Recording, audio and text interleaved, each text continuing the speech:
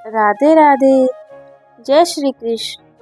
आपका स्वागत है हमारे YouTube चैनल पर। आज हम आपके लिए लाए हैं एक और दिव्य कथा। तो चलिए फिर शुरू करते हैं।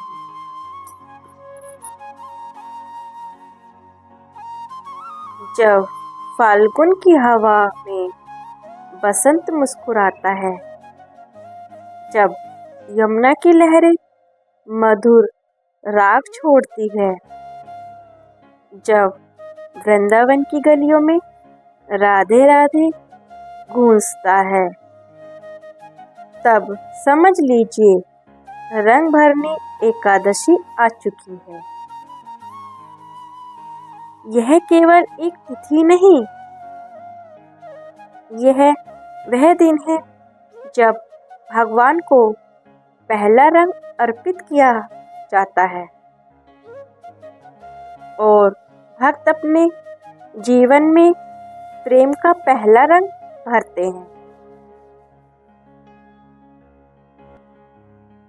रंग भरने एकादशी का पौराणिक आधार। फाल्गुन मास की शुक्ल पक्ष की एकादशी को रंग भरने एकादशी कहा जाता है।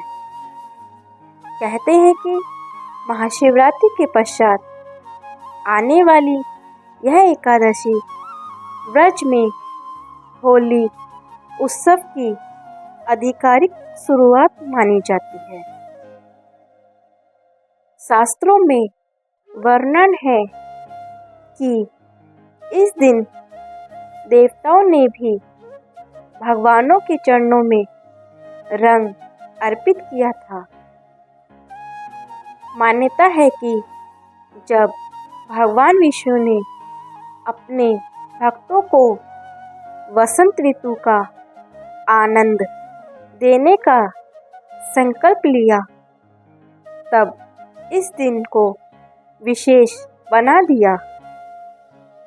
ब्रज भूमि में यह तिथि विशेष इसलिए है क्योंकि इस दिन से राधा कृष्ण की होली लीलाओं का प्रारंभ होता है। मंदिर में ठाकुर जी को केसर, चंदन और गुलाल से सजाया जाता है। यह संकेत है कि अब प्रकृति भी प्रेम के रंग में रंगने वाली है।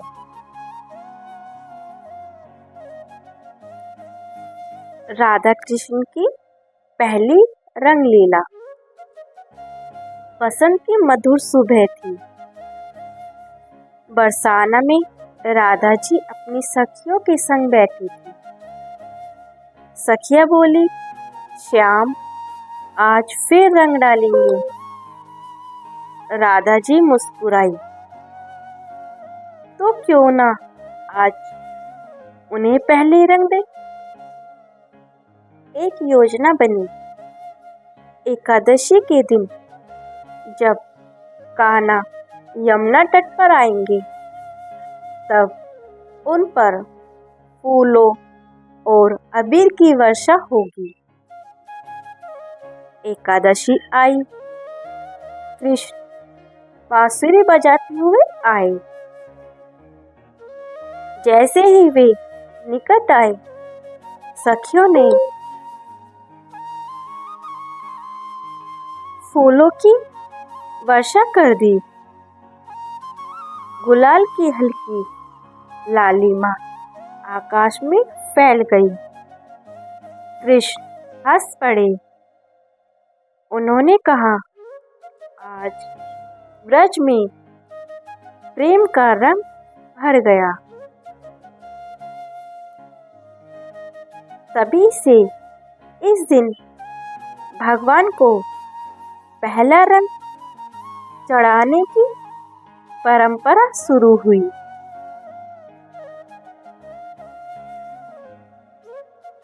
एक भक्त की अद्भुत कथा।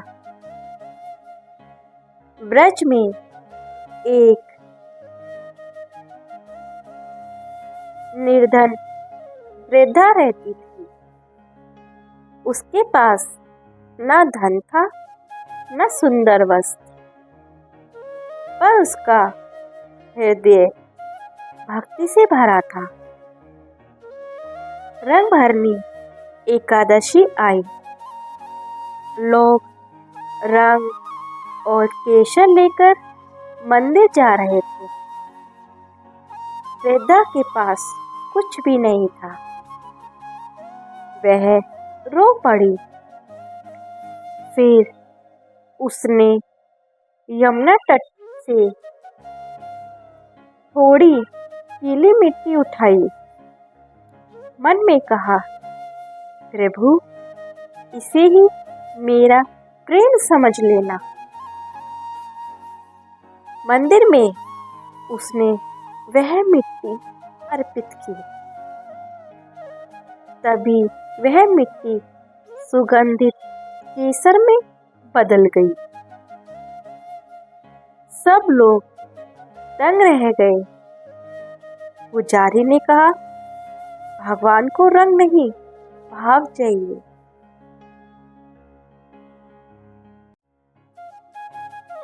आध्यात्मिक रहस्य और महत्व। रंगभरनी एकादशी केवल होली की शुरुआत नहीं है, यह आत्मा को रंगने का अवसर है। एकादशी का उपवास मन को शुद्ध करता है। जब मन शुद्ध होता है, तब उसमें भक्ति का रंग स्थायी होता है। रंग 3 प्रकार के माने गए: प्रेम का रंग, समर्पण का रंग, विश्वास का रंग। जब ये तीनों रंग जीवन में आए जाए, तो दुख फीका पड़ जाता है।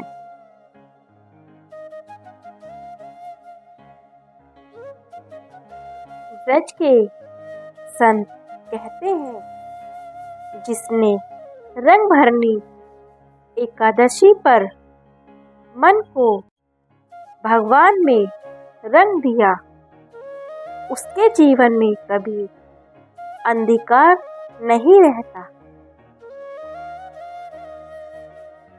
दिव्य अनुभूति और समापन। लीला। संध्या का समय था। मंदिर में दीप जल रहे थे। राधा कृष्ण के विग्रह गुलाल और फूलों से सजे थे। भक्त झूम रहे थे। आज विरज में होली रे रसिया। वही वृद्धा भी खड़ी थी। उसकी आंखों में आंसू थे, पर वह दुखी नहीं थी। वह अनुभव था कि भगवान ने उसके प्रेम को स्वीकार किया। तभी एक संत ने कहा, रंगभरनी एकादशी हमें याद दिलाती है कि भगवान के दरबार में कोई भेद नहीं।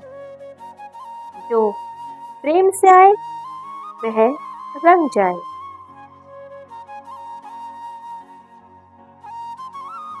जब तक जीवन में प्रेम का रंग नहीं भरता, तब तक हर बसंत अधूरा है। रंगभरनी एकादशी हमें सिखाती है, रंग बाहर से नहीं आते, रंग भीतर से जन्म लेते हैं। जो राधा कृष्ण के प्रेम में रंग गया, उसका जीवन कभी फीका नहीं पड़ता। राधे राधे।